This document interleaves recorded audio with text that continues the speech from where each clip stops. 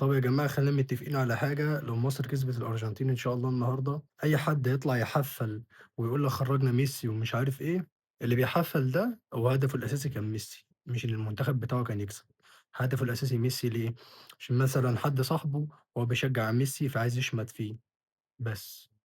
أنت الفكرة عندك مش وطنية والّا أنت بتحب كريستيانو أكتر والّا بتكره ميسي أكتر، أنت الفكرة معاك صاحبك، أنت مش عايز شكلك يبقى قدّام صاحبك وِحِش، مش عايز صاحبك تبقى أنت قدّامه نظرتك مكسورة فاهمني؟ أنت ده الأول والآخر، ده هدفك الأول والأخير بس، مش هدفك مثلًا أنت تشجّع فعلًا المنتخب بتاعك وما تزيدش.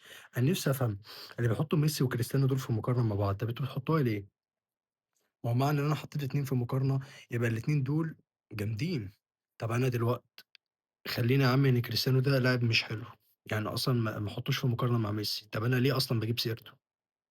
أنا واحد من الناس مش مشجّع لميسي بس باحبه، وباقول عليه أسطورة، بس هي الفكرة يا جدعان أنت مش عايز نظرتك تبقى مكسورة قدّام صاحبك مش أكتر، والله العظيم هي دي الفكرة اللي متمحور عليها الحوار ده كلّه، أنت فاهمني؟ أنت مش منافسًا مع الشخصية نفسها، أنت منافسًا مع صاحبك أو أخوك، يعني أنت غالبًا أصلًا لو تاخد بالك من كل 2 إخوات بتلاقي فيهم واحد مثلًا ما لهوش في الكورة، جه يشجّع بيشوف أخوه بيشجّع إيه ويشجّع ضده، لو لقى أخوه مثلًا بيشجّع كريستيانو فهو هيشجّع ميسي، فالمشكلة معاه بتبقى أخوه مش اللاعب نفسه أو الأسطورة نفسها، وبس دول كلمتين كنت عايز أقولهم ويا ريت الناس تفهم قصدي، سلام.